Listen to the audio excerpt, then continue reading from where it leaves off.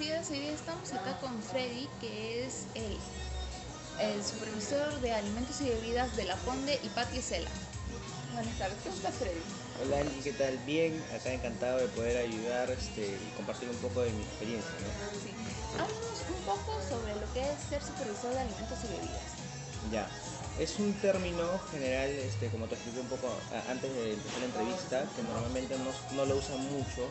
Básicamente un administrador, pero netamente enfocado en el rubro gastronómico, ¿no? Eh, por ejemplo, el administrador, en este caso de restaurantes o un supervisor de alimentos y bebidas, debería tener conocimientos en gastronomía o un poco de costeos de productos, ¿no? O de manejo de carnes y almacenes, ¿no? Básicamente, esas son parte de las funciones que generalizan un supervisor de alimentos y bebidas, ¿no? Entonces empezaremos con lo que son las preguntas. Claro. Ya. ¿Cómo motivas a tu equipo para alcanzar sus metas y objetivos? Ya. Básicamente todo empieza desde la contratación del personal que nosotros tenemos. Básicamente los jefes de cada área, ya sea un jefe de cocina o un jefe de barra que nosotros tenemos, son personal netamente nuestra confianza, ¿no? Que ya básicamente trabaja muchos años con nosotros, básicamente algunos desde que inició la Ponderosa, son ellos quienes asumen el liderazgo en cada área, ¿no? Pero de ahí tenemos personal que se integra a nuestro equipo, ¿no? Porque llegamos a tener una capacidad de 18 a 24 personas un fin de semana, por así decirlo.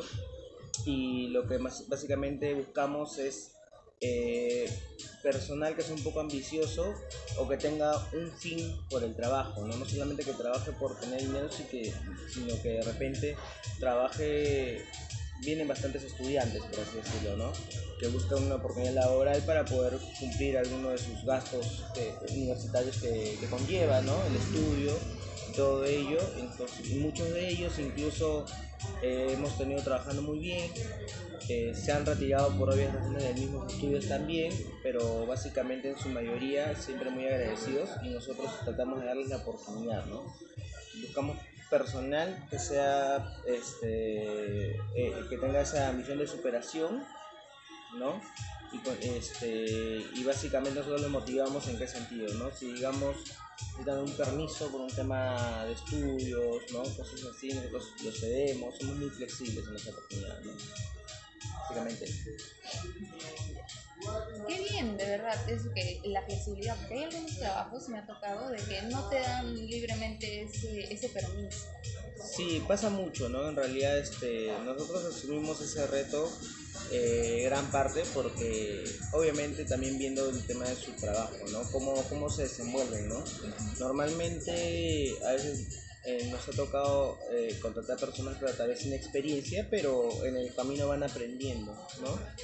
Pero la actitud se nota, ¿no? De una vocación de servicio en general, ¿no? Porque, por ejemplo, el tema de la atención al cliente, hablando de atención al cliente de nuestros locales, siempre tiene que ser un poco más comedida, ¿no? Tienes que tener mayor tino, mayor interacción con el cliente, ¿no? Y esa es parte fundamental para nosotros ver si es una persona clave para nuestra empresa y de alguna manera puede apoyarlos, ¿no? Eso está muy bien.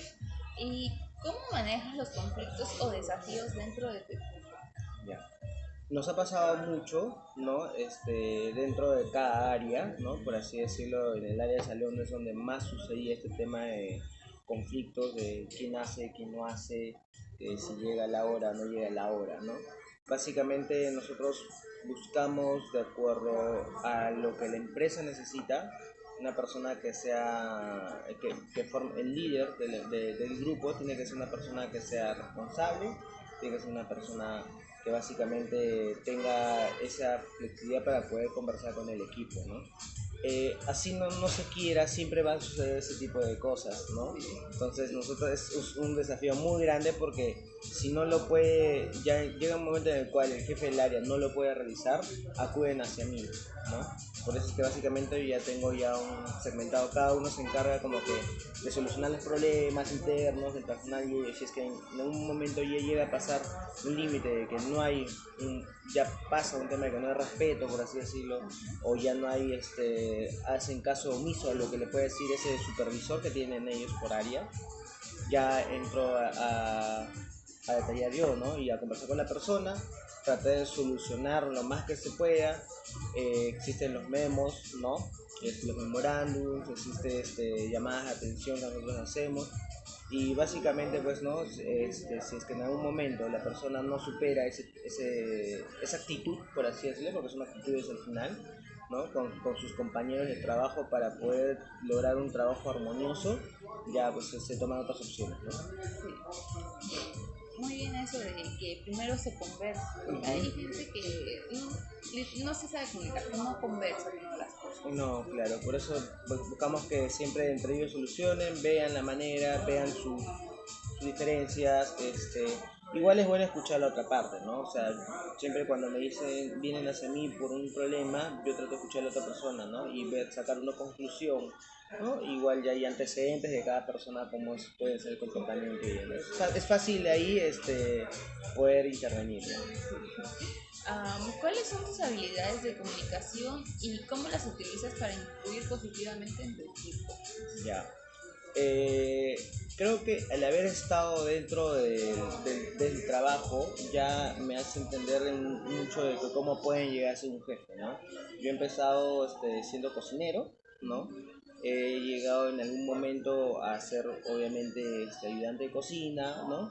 Y en un cierto tiempo también, a muy temprana edad, a manejar 30 personas a mi cargo como cocinero, ¿no? Obviamente es con supervisores de mayor rango, pero la cocina es un área de mucho conflicto, mucho rush, mucho movimiento, mucha tensión y estrés. Sí. Entonces, básicamente los problemas se solucionan ahí mismo, ¿no? Entonces, y yo soy una persona que me gusta, por ejemplo, si es que en algún momento me llevo a incomodar por algo o estoy incómodo por el trabajo de mi equipo, a veces los desfogues pasan en ese momento, pero ellos saben que al día siguiente es un día nuevo, los problemas que quedaron en ese momento suceden ahí y tienen que limitarse a ello, ¿no? Entonces trato primero como hablar, ¿no? Advertencias, 1, 2, 3, ¿no? Entonces es que en un momento ya una llamada de atención un poco más exhaustiva, ya es donde ya estamos como que es un reinicio de todo, ¿no? Estamos haciendo algo mal, ¿no? Tenemos que parar acá, tenemos que arreglarlo una vez y empezar nuevamente de cero, ¿no? La idea es de que siempre van a ocurrir este tipo de cosas. Es muy complicado manejar este personal porque por las actitudes que pueden tener las personas, ¿no? Entonces, siempre, por ejemplo, algo que hago mucho es en las entrevistas, siempre yo pido una hoja de vida, no necesito que su CV esté totalmente lleno, una hoja de vida para ver en qué trabajo han estado, si es que han tenido una intervención como atención al cliente, y eso ayuda un poco también para saber si es que, sí, pues no, ya ha tenido una intervención, ¿no? Con clientes, ¿no? Sea cual sea, ¿no? Porque al final considero yo que el área de atención, para mí, no sé por así decirlo, ¿no? De repente muchos discrepan esto, es que cualquier estudiante, sea de cualquier carrera, para mí debería por lo menos trabajar 3 meses en lo que es atención al público. Porque básicamente te topas con todo tipo de gente y empiezas tú a entender, cuando recién uno trabaja en atención entiende, pues, ¿no? Que tiene que tener un poco más de humanidad de repente cuando vaya a comer a un local, ¿no? Por ejemplo, si ve que el mozo está ajetreado con muchas personas, no saturarlo más, sino de repente comprender, ¿no? Porque a veces no es culpa de un mozo, sino que es culpa del establecimiento o de que un día sea muy sorpresivo, ¿no? Entonces eso siempre tratamos de entender a los chicos, ¿no? De que traten de atender como les gustaría que los atiendan, ¿no? A ellos. Y hacemos pruebas, muchas pruebas de eso. ¿Por qué? Porque mandamos amigos, conocidos, en día específico donde está tal cliente o en tal área. Yo, por ejemplo, envío muchos amigos, le digo, ve y siéntate en tal mesa, ¿no? Y solamente si se presentan o no, entonces ya ahí yo tengo un feedback de lo que es la atención. Nosotros tenemos acá y en patio ¿cómo se llama? Una hoja de sugerencias, porque no solamente es el tema de atención, sino que también se tiene que evaluar el tema de la cocina y el bar. Entonces tenemos como un cuaderno de incidencias que los mozos llenan, ¿no? Si el cliente está disgustado porque la mayonesa no le gustó o que de repente ha demorado mucho tiempo, se lo hace saber al mozo sin necesidad de llenar ellos mismos un libro de reclamaciones o algo así, el mozo es el que llena, ¿no? El incidente que ha pasado en su mesa, en su hora, ¿no? Y todo eso, y se evalúa, ¿no? El trabajo para que todos vayan en conjunto, ¿no? Básicamente es eso, ¿no? Qué buena esa opción de tener dónde llenar. Claro. Porque sí me ha pasado, yo he sido moza durante 2 meses y era difícil a veces porque solo éramos 2 mozos para atender como 25 mesas y en vacaciones y teníamos que andar corriendo, pero siempre habían clientes que sí nos decían amablemente como cosas que debíamos de mejorar, pero había otros clientes que se exasperaban y se iban directamente con la administración. Y entonces era como que se creaba un conflicto ahí delante de todos. Sí, la idea es evitar un poco ese tipo de cosas, ¿no? Entonces, sí, dos mozos para 5 personas tiende a ser un poco muy poco personal. Nosotros básicamente lo que llegamos a tener es como que a lo mucho 7 u 8 meses exagerando por mozo en algún momento. Entonces como que en Patio Cela, por ejemplo, tú conoces, no es un local amplio, ¿no? Tiene 20 mesas nada más y un fin de semana que es donde se llena más, tenemos 4 mozos. Entonces cada mozo agarra 5 mesas. Entonces es como para ser muy fluida la atención, ¿no? Que sea mucho más rápido y que no haya deficiencias en el servicio, ¿no? En la atención sobre todo. Ya de ahí, si en la atención no ha habido una deficiencia, ya toca al cliente evaluar la comida, el tiempo de preparación, las bebidas, ¿no? En general. Y esas son de repente algunas cositas que los mozos dejan pasar.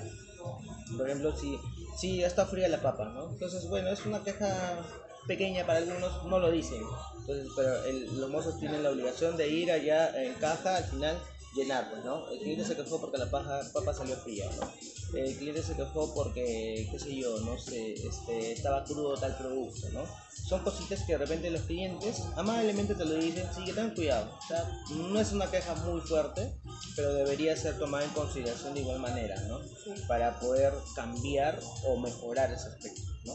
Tratamos de ver eso también. O sea, siempre es bueno porque hay una evolución, aunque sea Exactamente. pequeña. Eh, ¿Cuál ha sido uno de tus mayores desafíos como líder y cómo lo superaste? Creo que la parte más difícil ha sido siempre los despidos, ¿no?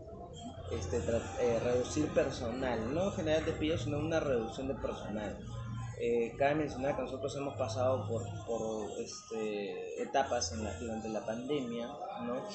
Que por ejemplo se veía creciendo los locales, pero de un momento u otro salían, ¿no?, decretos en los cuales se reducía aforos, se reducía horarios, o en algún momento que pasó acá en Tacna que nuevamente se anuló la atención en mesa.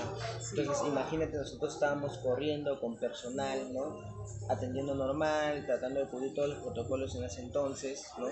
Teniendo a una persona más en puerta que solamente controla temperatura y son gases también que hacemos, ¿no? Y de la noche a la mañana digan que se suspende la atención, entonces todo el personal decirles de que no vamos a poder contar con sus servicios en un tiempo indefinido porque no se sabía qué iba a suceder, si iba a empeorar o iba a mejorar. Y por ende también en el tema de cuando iba nuevamente saliendo las normas atendíamos el 40%, entonces tú tenías que tener ahora 25 bartenders en nuestra barra, pero llegamos a tener una persona. En algún momento no había bartender porque solamente ya no podías abrir, entonces yo me ponía a hacer las bebidas, ¿no? Porque yo también soy bartender, ¿no? Soy instructor de bar. Entonces yo me ponía a hacer esas cosas, ¿no? Es reducir, ¿no? Siempre las cabezas son las que se van a quedar y por más que queramos tener a todos no se podía, ¿no? Esa siempre ha sido la parte más difícil para mí, ¿no? Tratar de decirles algo a ellos o, bueno, si vemos que su trabajo no está acorde a lo que nosotros solicitamos o necesitamos, también han habido faltas de algunas personas, ¿no?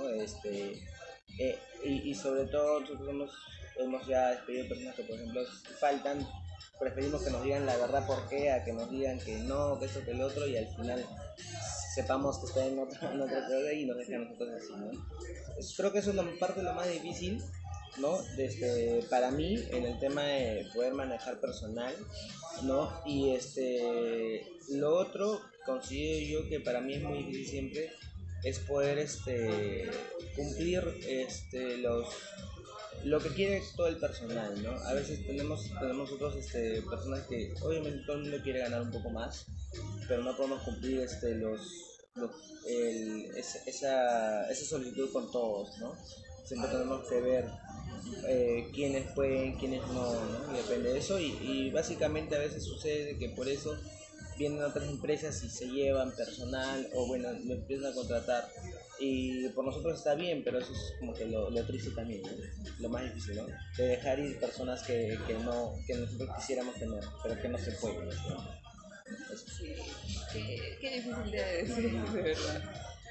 ¿Cuáles son tus metas como líder a corto y a largo plazo? Ya.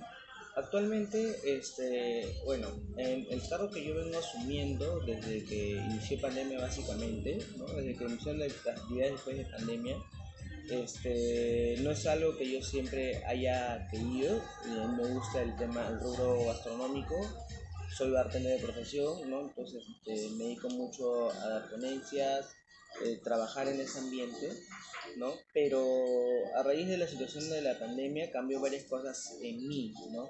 Entonces, yo creo que una de las y empecé a capacitarme un poco en temas de liderazgo, y llevo cursos de liderazgo porque yo como persona como tal tengo un carácter un poco muy fuerte, entonces tengo que saber controlarlo, ¿no? Tengo que saber llevarlo, ¿no? Porque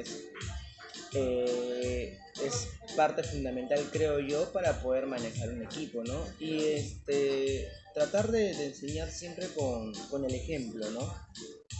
Con el ejemplo mucho, eso me gusta hacer demasiado con los chicos hasta cierto momento, ¿no? Y creo que a corto plazo lo que yo como persona estoy buscando es influenciar un poco en mi rubro, en el rubro del bar, ¿no? A los jóvenes, al trabajo sacrificado en realidad, porque es un trabajo sacrificado, ¿no? Al trabajo sacrificado, pero que es muy compensable, porque básicamente este, del tema gastronómico como cocinero, como bartender, si uno se sigue capacitando puede llegar a ocupar estos cargos un poco más importantes de un mayor sueldo, ¿no? Y puede hacer un estilo de vida tranquilamente, ¿no? Básicamente esta es mi profesión, de esto yo vivo, ¿no? Y no me va mal, ¿no? Entonces, y por otra parte también, eso sería como que a largo plazo, porque creo que es algo que vengo trabajando poco a poco, y a corto plazo es ser influenciador en el tema del buen comer, buen beber, para mí, ¿no? Que en general todos los locales podamos cambiar un poco el chip y ha pasado, lo digo así porque yo soy una persona un poco, me dicen terrorista por eso también, que me gusta decir las cosas sinceramente, ¿no? Básicamente a mí me contrataron acá inicialmente como asesor de bar, hacerle una carta, dejarles al personal trabajando. Pero lo que me dijo mi jefe, que es un muy buen amigo mío ahora, ¿no? Y lo quiero como un padre, porque en realidad me enseña muchas cosas, que él le daba confianza que yo esté en la barra porque la gente ya me conocía y sabían que yo no iba a jugar con los productos. O sea, no adulterar productos, tratar de trabajar la mayor calidad posible. Y eso es algo que se está resolviendo ahorita porque en Tacna las marcas ya se interesan más por locales acá en Tacna que antes no había, ¿no? Hacemos activaciones con Jagger, con Fierro de Caña, con Jack Daniels, pero porque las marcas quieren trabajar con nosotros, ¿no? Eso es algo que no había. Entonces, influenciar mucho a eso, a que los locales también se papeen un poco de que gastar un poco más de repente en un insumo, pero cuidando la salud del cliente, ¿no?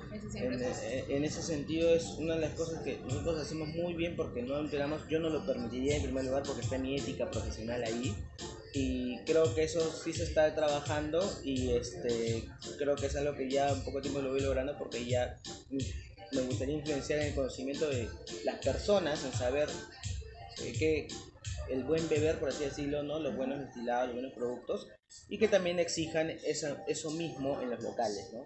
Y eso se vería súper cool para mí porque eso hace que todos los locales mejoremos y se hace una competencia muy sana entre todos, ¿no? Uno va a ir mejorando más y va a ser bien fluido, ¿no? Todos crecen. Sí, es como que si uno crece, el otro quiere hacer lo mismo Exacto. o va a estar a la par y así, entonces va a ser una competencia muy sana, ¿no? Y en beneficio para quién, para el mismo comensal, ¿no? Para todo el comensal. De verdad, es algo nuevo de que hayas tomado clases de liderazgo, porque veo muy poca gente que toma clases de liderazgo, pero se está intentando implementar en las empresas. Sí, Eso es bueno. sí, he llevado algunos cursos de coach, ¿no? Liderazgo asertivo se llaman otros. Uno, el primero que lo hice básicamente llegó un poco a casualidad de mí porque fue una invitación que me hizo Jack Daniels Perú para llevar ese curso virtual en pandemia, fue en pandemia. Y lo llevé virtualmente, pero es algo que un poco agradó, ¿no? Porque en realidad te enseñan habilidades blandas para poder nosotros solucionar problemas, ¿no? Manejar equipo, ¿no? Porque en realidad, y eso está bien porque te entrenan, como digo, llegó a mí de casualidad, pero hubiese sido diferente si tal vez hace unos 3 años, ¿no? Lo hubiese buscado yo mismo, ¿no? Entonces creo que sería un consejo para todo el mundo que siempre tratar de aprender más cosas, ¿no? Yo hago a veces hasta de diseñador, o sea, para mí, ¿no? Diseño, y lo aprendí viendo tutoriales. Todo ahorita está en las redes sociales, todo está en internet, no hay nada complicado que encontrar como hace años atrás, ¿no? Entonces es muy fácil ahora acceder a información un poco más de acuerdo a lo que uno quiere, ¿no? No es difícil, entonces creo que solo está en uno nomás poder eh, ¿cómo se llama? Absorber esa información, ¿no? Que encuentran. Siempre algo que digo es, en cada trabajo van a aprender de las personas, ¿no? Yo aprendí a llevar una hoja de control o una hoja de cierre de restaurantes cuando era bartender aún, hace ya 10 años, 11 años, ¿no? Y era porque, por así decirlo, en ese tiempo la administradora me decía, no estás haciendo nada en la barra, venga y viene. Entonces, yo iba y tranquilamente lo hacía, pero que yo aprendía también. Yo ya sabía cómo hacer una hoja de cierre. Entonces, uno va a ir aprendiendo. Si bien es cierto, a veces decimos mucho, y ahora actualmente los jóvenes dicen mucho, que no son mis funciones, no es mi trabajo. Si uno es joven y no está todavía definido su camino, yo creo que sería muy bueno aceptar todo lo que le ofrecen, ¿no? Vas a hacer esto, y empápate un mes, 2 meses. Si es que no te gusta el trabajo de repente porque te explotan, retírate, pero ya has aprendido algo de ahí, ¿no? Del bueno se aprende lo que hay que hacer y del malo lo que no hay que hacer.